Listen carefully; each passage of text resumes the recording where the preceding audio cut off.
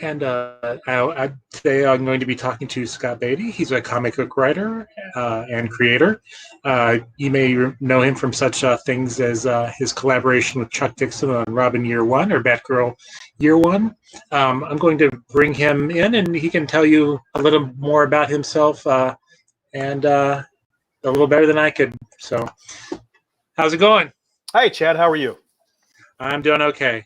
So, before we get started, I like to, just see how, everybody, how did you get into comics? Was there a comic book that, kind of hooked you? That said, wow, I love comic books, or was there a character or anything like that? Yeah, I think that's the story for every comic book creator. If you say otherwise, you're lying. For me, it was, I don't know, I guess there's different stepping stones towards it. I remember distinctly when my parents got their first color TV back in 1974, and I saw the Super Friends in color for the first time. So I guess that started me on the road to being a Johnny DC. I think that I remember distinctly reading comic books up to the point where in 1977, I was in the hospital. I had pneumonia. And I missed seeing Star Wars in the theaters, the first go through. So I guess to kind of get me through that very special pain, my dad went down to the gift shop at the hospital and bought me 3 comic books. And it was Secret Society of Supervillains number 11 from DC, an issue of Batman Family, in which Batman trades bodies with an albino gorilla, and an issue of Richie Rich. I don't recall the stories from the Richie Rich, although I read it cover to cover and until the cover fell off. But those were the 3 comics that kind of got me into comics after that. So immediately after getting out of the hospital, I read Marvel Comics adaptation of Star Wars. So my first exposure to Star Wars was the comic and not the film. And after that, I just couldn't. I couldn't stop. I looked for every opportunity to get to a bookstore or a newsstand to spin the spinner rack. And how did how did that translate into you? Eventually becoming a writer and basically a comic book historian. It's kind of a weird story, really. I mean, I read comic books all through high school. I think where other people my age, other fanboys my age, branched off into things like Dungeons and Dragons and role-playing games and all that other stuff, I just kept on with comics. And I kind of dropped out a little bit while I was in college, mostly for lack of funds. And I was on a track in college to become a creative writer. And unfortunately, I had some professors early on who kind of poo-pooed comics. And so I didn't think they were highbrow enough at that point. But I eventually circled back on them before I graduated college. And when I was in grad school, separated from family and the woman that I loved for several years, the local comic book store in Ames, Iowa, kind of kept me from being too lonely. So really, as I went through grad school and I wrote stories, I eventually kind of figured out and decided that I wanted to work in comics.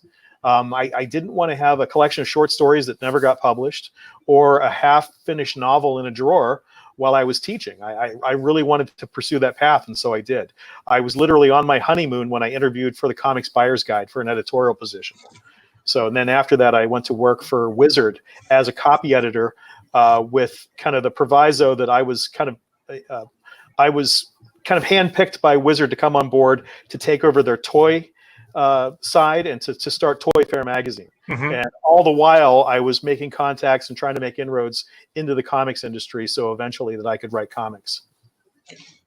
And what was the first comic that that actually got picked up or that you wrote that first saw print? I first got published by DC Comics for The Secret Files, and I can't recall exactly which one hit the stands first, but it was either for the Flash Secret Files #1 or Batman Secret Files #1. And I was kind of recommended to the editor Casey Carlson at the time for The Secret Files because I sort of had gotten known to be someone with a more than just a passing knowledge of DC history and DC lore. So I was hired to write some timelines and character bios. And so my very first comics work was more prose just basically the words that were put to pictures rather than comic book scripts. And then eventually, the editor of the Batman Secret Files was Darren Vincenzo. He was one of the Bat editors at the time, and he gave me a shot to write a 10-page story for the DCU Holiday Bash. It was DCU Holiday Bash 3. And he basically sent me off and said, look, you can do anything you want, just don't do the core characters. Don't, nothing Superman, Batman, Wonder Woman, try to do something different. So I came back to him and said, what if we do a story that's set in the Slab, the DCU metahuman penitentiary? And I came up with the idea that in the Slab, Shrapnel, this minor character created by Eric Larson back in the 80s for the Doom Patrol book, was trying to break out of the Slab in order to see his family on Christmas. And I was kind of inspired by all those old DC holiday tales that, were little short one and done 10-pagers that just focused on some aspect of the holidays, peace on earth, goodwill towards men, that sort of thing. Mm-hmm. And that was the whole premise of the story, is that the Shrapnel tries to figure a way to bust out that doesn't harm anyone so that he can visit his family on Christmas. And the Darren liked it so much he gave me 2 extra pages. So I'm the only one in that book with a 12-page story as opposed to a 10-page story. And at the end of the story, I mean, no spoilers, but Shrapnel leaves parts of his body on the Christmas tree as tinsel. So, it's hokey, but it's exactly what those stories are supposed to do. They're just supposed to leave you with some warm-hearted feeling. And Darren bought it, and that was my foot in the door. And luckily, I had some. I was sort of the Jedi Padawan learner at the time, but I had some very kind and understanding editors, as well as some people like my friend and collaborator Chuck Dixon, helping to at least keep the door propped open so I could stick my toe in. Well, kind of talking about that, I think we first connected when you contacted me about the CBR article I wrote for the top or the Robbins 10 Robbins stories you should read before the 80th anniversary. Right. And how did that story come about? How did you get paired up with Chuck? And I know that you two are polar opposites when it comes to politics, and but you seem to be good friends. How does that work out between the two of you, and how's it collaborating with him? Well, I guess there's 2 stories there. As far as politics go, Chuck and I never talked politics when we became friends. We kind of became friends over a mutual appreciation for Batman and toys.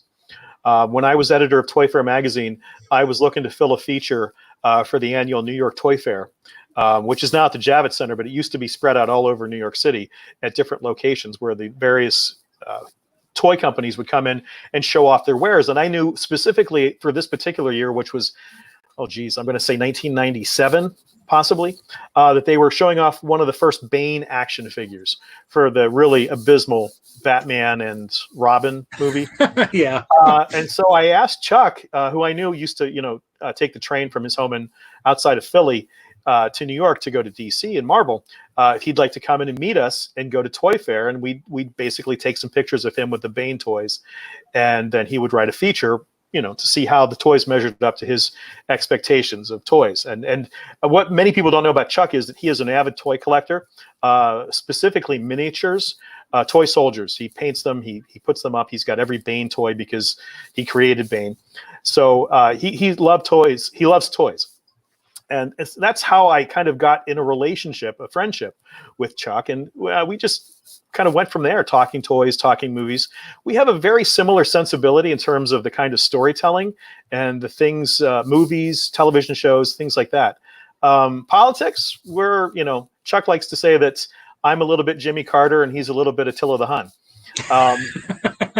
And as far as the last few years have gone, we just don't talk about it. Yeah. And I think that maybe if families and other friendships had taken that tact, we probably would have less of a division in this bipartisan world that we're in. But it doesn't play into our stories. It doesn't play into our friendship.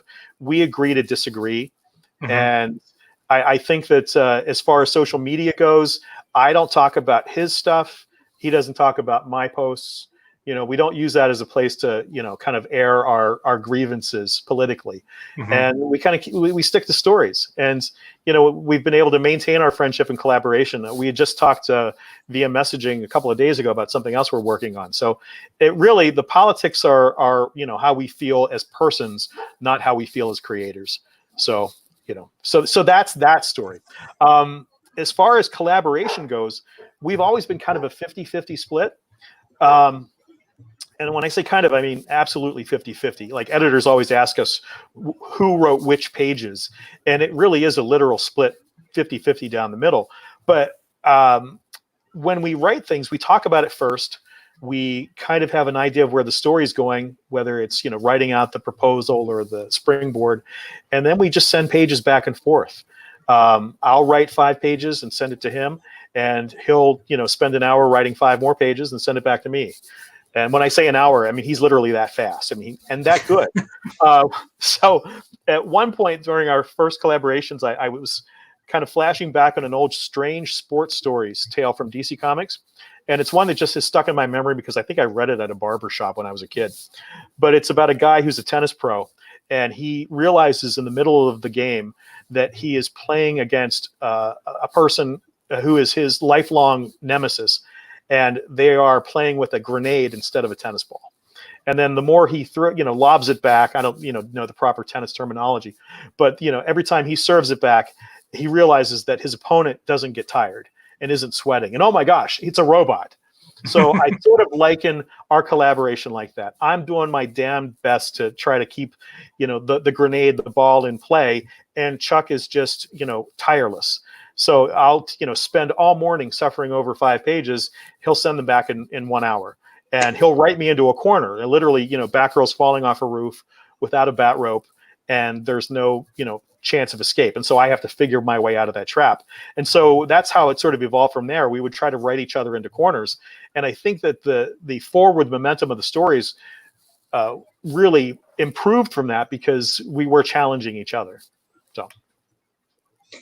Now you've done the Robin Year One and Batgirl Year One. Which of the two do you have a favorite of the two? Which was were they both fun to write, or which one was more enjoyable to write? Or I mean, they're both your children. It's kind of like picking who's your favorite, without them hearing you.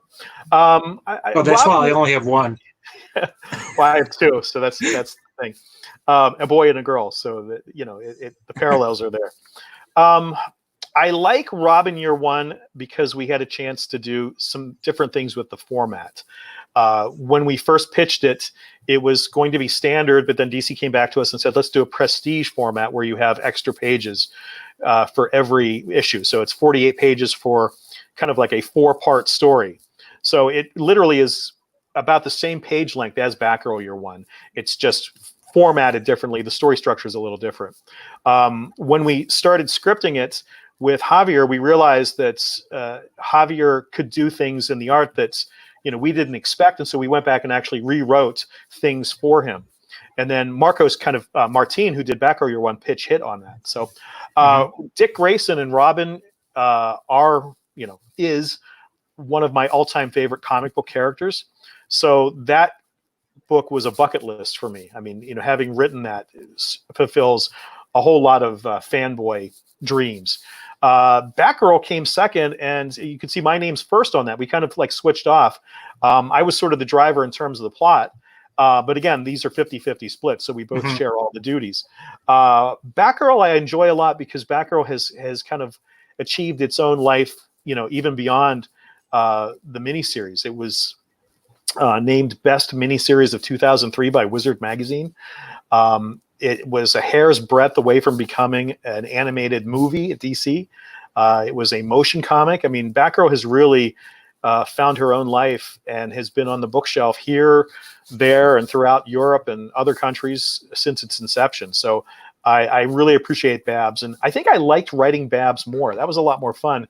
Plus, we had the chance to include Robin and all the other characters, too. So by the time we got to Batgirl Year One, we sort of knew we had a franchise.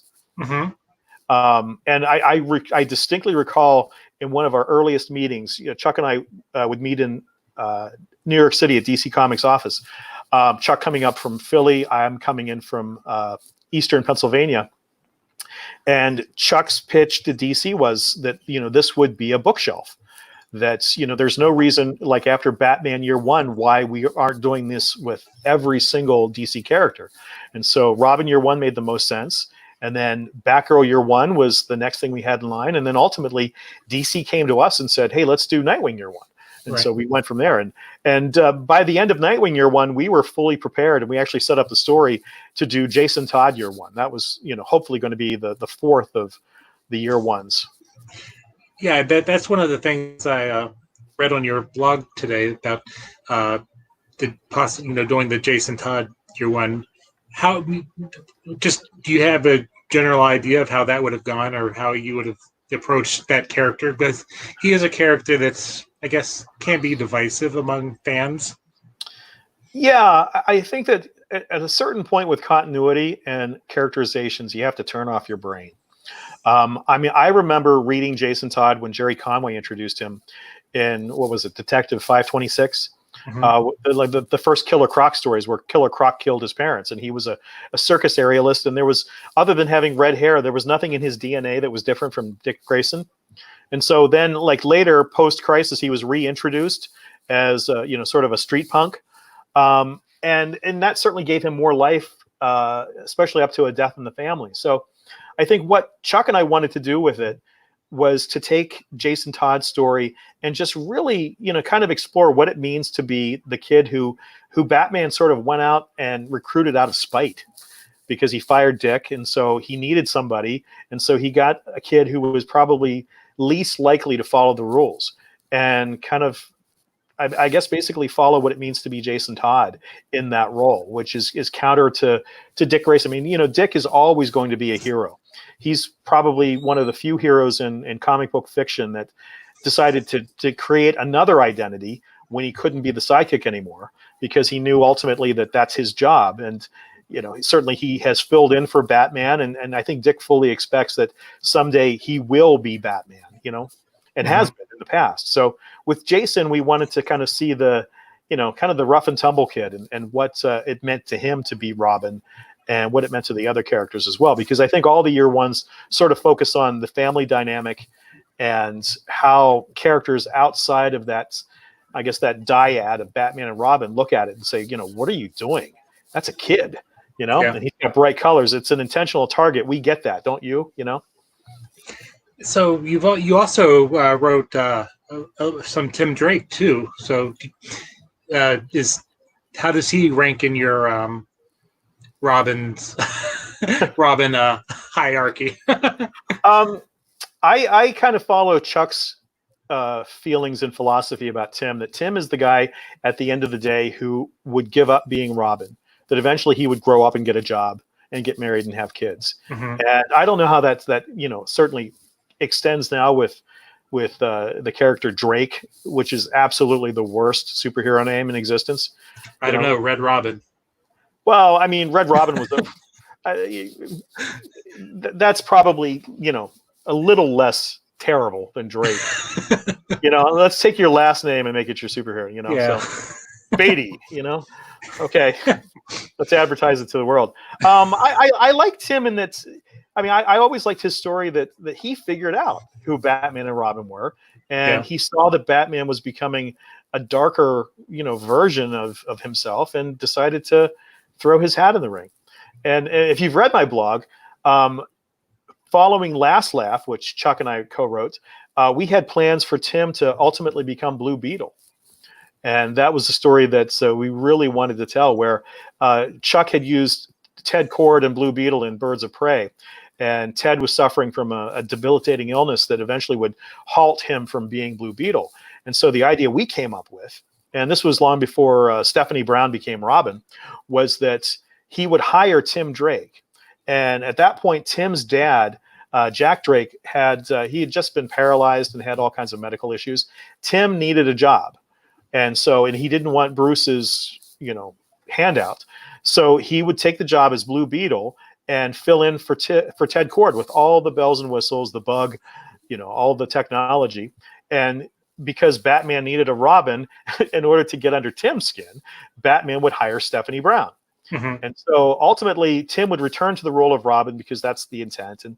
And as Chuck has mentioned in interviews, and I've posted on my blog, we had the whole proposal laid out where eventually Blue Beetle would become a franchise, and Ted Kord would see a different Blue Beetle in every city, and he would recruit young people, sort of Fagin-like, in order to be a Blue Beetle in, Metropolis, Gotham City, Chicago, etc.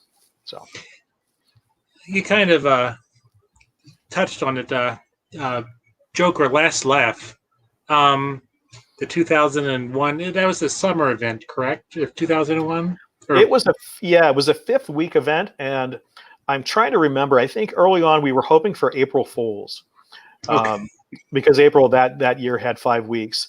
But for some reason we got pushed back on the schedule because of Emperor Joker, I believe, which was around that time. So that kind of stole our perfect release date. But it was in 2001. And it was around the time that DC was doing these 5th week events, which were essentially crossovers that used that 5th week of publishing, because their schedule's laid out for 4 weeks worth of books every single month. So the 5th week could be something special. So we proposed Joker Last Laugh because we wanted to do a crossover with Consequences. And the idea was that the Joker would find out from his prison physician that he had an inoperable brain tumor, which, the joke was on the Joker finally. And because he was dying, he was going to do, a suicide run across the DC universe and do all kinds of awful, terrible things, including stuff that we weren't allowed to do in 2001. That's, in hindsight, seems so completely tame compared to things the Joker has done since then. And I know that, you mentioned it in your blog, and I think I mentioned it in my books to read before the Joker 80th anniversary, but the 6-issue menu was solid. I think where it suffered was where everything tied in. Was that something that from DC editorial that everything had to tie into that, or can you comment on that? Yeah, I think. Well, it's one of those things where you go in, and we literally, Chuck and I went out to lunch with Mike Carlin, who was executive editor at the time, and Denny O'Neil, who was the Bat editor. And it was kind of like the Mike and Denny, and then formerly, before he passed away, Archie Goodwin triumvirate at DC of, the group editors. And so we went to lunch with Mike and Denny, and they approved it pretty much on the spot after we laid out everything we wanted to do, including killing a much beloved superhero and also killing the Joker. So that was all laid out and approved. And the hard part was going back and selling it to the other editors. And at that time, this was, I don't know, maybe the 5th or 6th week event. Say that 3 times fast. And I think that editors and readers and creators were a little weary at that point of having their storylines interrupted. If they're building subplots and story arcs that would then have to be interrupted in April by Last Laugh. So Chuck and I were mindful of that, and Chuck especially because he's a guy who had been writing things through Nightfall, Contagion, No Man's Land, etc. So he knows how to work with and play well with others. So we went to the editors and we told them, here's what you need to do. You don't need to do anything. All we're going to do is give you access to any villain you want that month for your part of the crossover. However, the villain has to be Jokerized. And so part of the conceit of the story was, in order to break out of the slab, which you can see there are some parallels in Last Laugh from my very first DC story, the DCU Holiday Bash, including how shrapnel busted out. The Joker sort of repeats the same conceit. The Joker Jokerizes all the villains of the DCU, basically turns them into himself. And our ideal was the Joker's kind of like those weasels in Who Framed Roger Rabbit. They're just wild, wacky. They sort of reinvent themselves every day. So we told all the other editors and creators that you can have any villain you want, but here's the thing: why not make it a villain that's not part of your canon? So if you're writing Wonder Woman, don't go for the Cheetah or Circe or Ares. Pick Mirror Master, or somebody outside of your character's rogues gallery. And for the most part, people who got the conceit did that. Those who were, sort of pissed that they had to play along decided to try to use the Joker. And that was our one caveat. Please don't use the Joker. He's going to be used in our 6-issue miniseries, and we have plans for him that kind of negate him being in another person's book. So, some people played along, some people didn't. Chuck and I wrote the miniseries from the Secret Files, which was the very first chapter through issue 6, bearing in mind that at the end of the arc, this is what was going to happen to the Joker. And we were setting up various storylines in the DCU that Chuck would pick up in his titles at the time, including Nightwing, Robin, Detective Comics, and Birds of Prey. So we kind of tried to stay within our own lane as we wrote that. The other creators, for the most part did. Some didn't like having to do that, and I don't blame them. Mm-hmm. But I think that the issues with Last Laugh is that we tried to change things up a bit, and maybe we got a little too weird sometimes. We had a different artist for each issue, and I think thematically, at least at the time, we had to provide a lot of reference so that the artist could stay on track. And I'm not sure that's, starting with a, very serious Pete Woods art and then ending with, Rick Burchett in sort of an animated style. I don't know. Existentially, it sort of makes sense in a Joker way, but for the readers, I could see it being kind of schizophrenic and maybe not necessarily in the way we wanted. Yeah.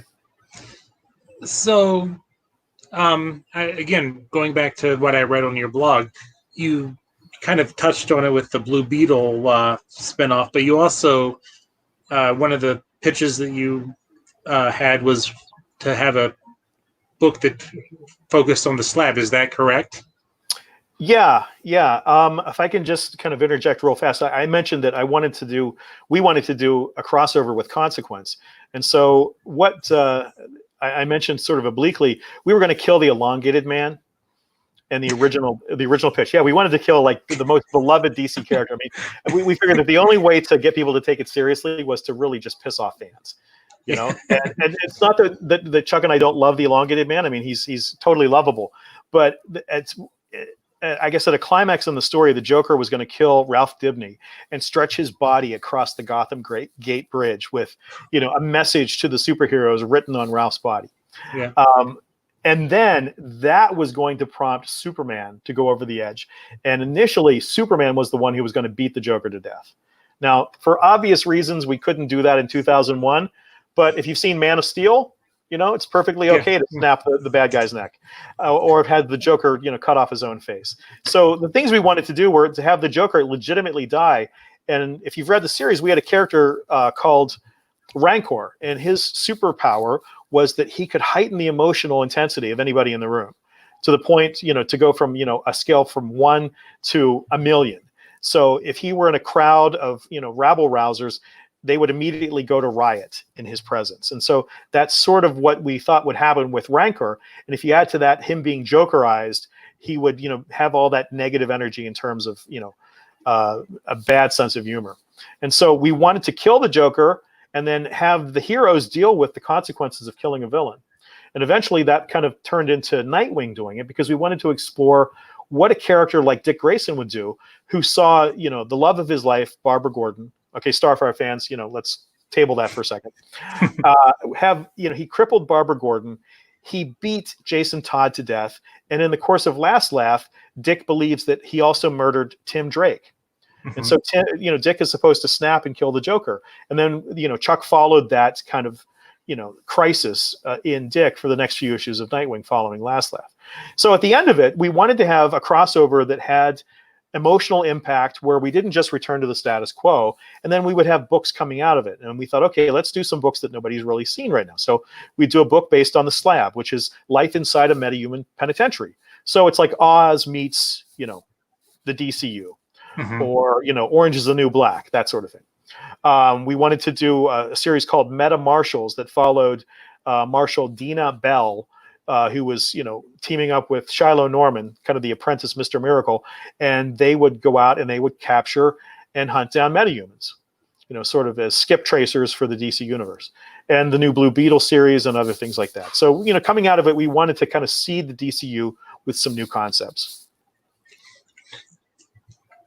So you've also, for Inside Editions, you've done a lot of their Ultimate Guides, correct? The Ultimate Guides are for Dorling Kindersley, DK. Okay, that's So yeah. Insight. No. You're right, Chad. Insight has also done kind of like their own Ultimate Guides, and I think they've even used the Ultimate title in some of those. But I did an Avengers, Batman, Superman, JLA, Wonder Woman, Catwoman, Encyclopedia of the DC Universe for DK, and for Insight, I did a small guide to Iron Man, the cinematic Iron Man that actually came with a balsa wood model of Iron Man, which is kind of fun. It kind of took me back to my youth. But the things that I just finished prior to the lockdown were a Marvel Comics mini book of heroes and a Marvel Comics mini book of villains. And each one has 150 characters per book. They are literally, the size of your palm and can fit into your back pocket, but are loaded with information. And I'm particularly proud of the fact that the Marvel website has a power scale for things like strength, speed, energy, stamina. And that site doesn't have any consistency to it because it's sort of curated by both fans and the editors. So our books have been sort of fact-checked scrupulously by Marvel's editorial so that the power scales are going to be the first legitimate source that tells exactly, who's stronger, the Thing or the Hulk. And so, when you're having that schoolyard debate, who can beat up Spider-Man, you can look at the book and say, well, Craven does have 8 more points for speed than Spider-Man or something like that. So, if I could only get you and Mark Waid in a room. I have done trivia with Mark. Mark is, he is still the master. But I think there's a few things I could take him on. Yeah. So Mark knows Superman's social security number though. So, like there's a level of fanboyish that goes to the, the Twilight Zone there. But, So I know you mentioned at the beginning that you worked for Wizard for their toy fair. You also, besides your writing blog, you do a like an action figure blog. Is that correct? Yeah. It's mostly for the free toys. Okay. Hey. So can you want to talk a little bit about that? How it got. Well, it sounds like it probably got started when you were working with Wizard, or But yeah, I've always loved action figures. I have pictures of different Christmas and birthdays that go back that kind of chronicle all the major toy lines of the 1970s and early 1980s. So I fit really easily into working for Toy Fair, and I've always had a love of DC toys. So I don't know, just a few years ago, absent of working for toys, I just started the toy blog just to write. I think most writers have to write. It's an itch that you have to scratch. And so between projects, I just like to, post about toys and reviews. And I contact toy companies and offer reviews for free toys and that sort of thing. So what's the craziest Batman that you've seen? We used to have a joke at Toy Fair that it was Arctic Waffle Iron Batman. And it's just it's an Image Comics era, just string of words like Death Blow, Blowhard, Fruit Wolf, that kind of thing. I don't know. I guess, I actually personally like all the Arctic versions of Batman because they just look cool. When we were doing Nightwing Year One, we purposely put Robin in sort of a snowsuit variant of the Robin costume with just the hopes that somebody would make an action figure out of it. So, but I guess I like action figures.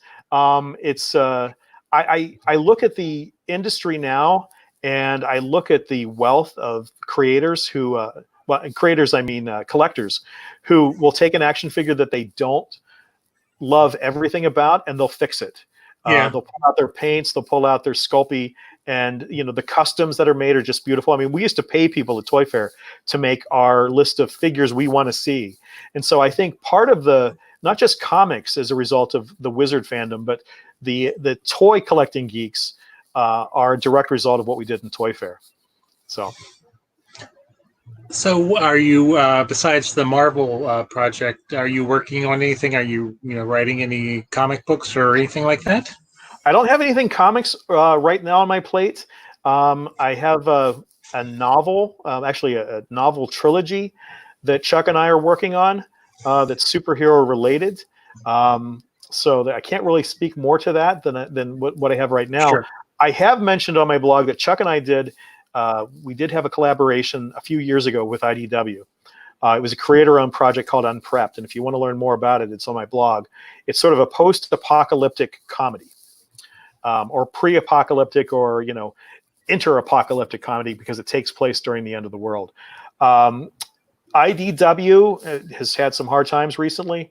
There's some layoffs, and it's a project that has been, it's completed. It's just waiting to be published, but they don't do creator-owned books anymore. So Chuck and I will either buy it back from them, or we'll just wait out the contract, and next May we'll do it ourselves. So that's when we've been anxious to get out, because it was a lot of fun.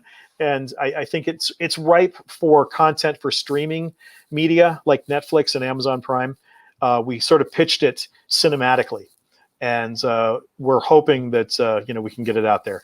Other than that, I'm kind of working on my own stuff and pitching things out. I have some ideas that both pre and post COVID that I'm trying to get out there, and I'm happy to promote a lot of the things that I have right now that the pandemic has kind of put the spotlight on.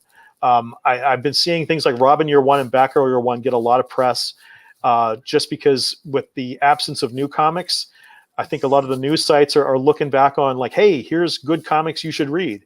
Yeah. And so, my greatest hits are getting a lot of I got a lot of airplay right now, which is a nice thing. It's like turning on the oldies channel and hearing your, the song you composed over and over. So, you've done a lot of work in the Bat universe. Are there any other characters in the DCU or that you would like? Do you have an idea for like a Year One style book? I don't know. I'm kind of year one'd out, I think, at the moment. Well, no, not just that, but I mean, I did, in addition to Robin, Batgirl, and Nightwing, I did Merciless, The Rise of Ming at Dynamite, which was kind of a Ming the Merciless Year One. And I also did Sherlock Holmes Year One. So it's, I've kind of done, I think, every Year One voice. I certainly wouldn't turn down the opportunity. I don't know. I guess my three favorite characters at DC have always been Dick Grayson. And I say that instead of Robin because I want to, distinguish between Dick and the other Robins. Captain Comet, who was in the Secret Society of Supervillains that I first read in the hospital, and I just liked the character. To me, he seemed like a blank slate. And Paul Kirk, Manhunter. And I actually had a Manhunter proposal that I was working with editor Matt Idelson, and we had it right up to the springboard stage. And we were pitching it to Dan DiDio at DC at the time. And Dan came back to us and said, "Oh, we're taking another Manhunter." So Dan actually greenlighted the pitch. And then as we got close to, putting it in front of me, he says, "Oh yeah, we're doing something else." So that's a character that I would always love to do. And I just love that character so much. And I just, that's a series that, Walt Simonson and Archie Goodwin, that is just something that is a thing of beauty. And I think, at the end of the day, I'm glad that it never happened, because I certainly wouldn't want to have my work stacked up against such, comics excellence. Mm-hmm. My ego's not that big. So putting on your comic historian cap, how do you see any changes to the industry, given, what's happened over the past couple months with, the reaction to the pandemic? Do you see anything, changing? Do you see anything different coming out of this event? Yeah, I mean, that's a tough question. I've been posting all over my blog any chance I get that, when I'm promoting a book that I've got coming out, that if you can buy it from a comic shop, please do. I mean, I'm not to be hypocritical. I'm an Amazon Prime member. I love, having access to the TV shows and 2-day shipping and the discounts, but the comic shops are what got me into comics. Mm-hmm. My first was the Book Swap in State College, Pennsylvania, in Penn State. And I frequent Comics on the Green in Scranton, which is owned by a longtime friend since I was in college, Dave Romeo Jr., who worked at the Book Swap at Penn State. So I kind of knew him since college. So I want comic shops to remain alive, because I think that if we don't appreciate the history, if we don't have access to back issue bins, we really can't look at the future. So with COVID, I think the thing is, how do we, stand, armpit to armpit at back issues without, infecting each other, Right. because we're touching stuff. I don't know if we need to wear gloves when we go into comic shops or bookstores, or how that's going to work. I'm quite content wearing a mask everywhere I go, but I just want I want the comic shops to survive, because they really did the hard journeyman work through the 60s, well, starting in the 70s and the 80s and the 90s and the 2000s, to the point now where everybody knows the Avengers. You go to when I go to my kids when they took martial arts, and I look at the dojo and I see all the workout gear is some kind of superhero, from little kids on up to MMA fighters in their 20s are wearing Iron Man t-shirt or Spider-Man or Superman or Batman. It's part of our cultural identity here in America. And I think it would be just a tragedy to lose that. And I don't think we are, but I think we just have to, help pay it forward by buying our comics from comic book shops, if we can. Do you see any changes to like the convention scene? Because again, with the social distancing, that's kind of near impossible. Well, unless your cosplay has a an independent rebreather, or some kind of scuba device where you're breathing your own recycled air. I don't know. I mean, part of me thinks that where the wedge falls in the timeline here is that we live pre-COVID and post-COVID, and hopefully after a year, 2 years tops, we go back to some sense of normalcy where we don't have to change everything. But I think part of this is our lives are evolving. I don't know if I'll ever go into a restaurant again, or I'm a big cinephile. I can't. It pains me to think that I'm not going to see a blockbuster like the next James Bond film on the big screen. I'm content to watch it in my living room, and if I have to go out and buy a TV the size of a small minivan at Walmart, I mean, maybe I'll do that someday. But I miss hot buttered popcorn in the trailers, and that feel of anticipation and the crowd experience of I remember in Avengers Endgame, when Cap picks up Thor's hammer, just that collective in the audience, and I'll miss that. But if we still get to live, I'm willing to sacrifice it. So I think in a year or two, maybe we'll get back to normal, and we just have to ride this out. And I think if comics can ride this out too, but we got to do it the right way. And certainly it'll influence our stories, and then eventually the stories will be very forward thinking, like they usually are. And comics have always been forward thinking, like any sci-fi or fantasy. It looks at the future. So we have to look at our future and how we all get along and survive. Last question. So since new comics weren't coming out, I don't know if you are with any of the new comics, but what have you been reading? Have you gone back to anything in your collection to reread while waiting for new things to come out? I've been going back to New Teen Titans. That's a book that was just a big favorite, and The Brave and the Bold. And I just mentioned on my blog yesterday, I wrote the foreword to The Brave and the Bold Omnibus 3, which was on the schedule and then off the schedule, and then it's back on the schedule. DC was, thought they had a glut of reprint materials, and I guess it turned out sales-wise that people were liking the Silver Age and the Bronze Age stuff a lot. So Brave and the Bold was the first book I collected specifically as a comic book, like where I'd look for that month after month. And I gained a big appreciation for Jim Aparo as part of that. So the Brave and the Bold is really interesting because the last like 50 or so issues, Jim Aparo would include a clue in the art for the next issue story, who the guest star was before they announced it. So that was kind of fun. And I'm just kind of looking back on Marv Wolfman and George Perez's storytelling in New Teen Titans. That was one that I guess as a teenager, it's kind of like, the Breakfast Club of comic books at the time for me. It's like, I get it, the teen angst and all that. So I'm enjoying rereading those stories. Are you following any like newer titles or anything like that? Well, not so much in the last couple of weeks because I haven't been able to get out to the comic book store. I haven't, unfortunately, and I know there's a lot of great stuff out there. I think for a lot of creators that used to be on comps lists at the various companies, like, that's where we got our new comics. When, DC would provide you like a box of, 100 titles, including the archives each month. I mean, that was some, good stuff. And I was grateful when I got on the comp list. But absent of that, I kind of look around and I try to see what's being promoted on social media. Mhm.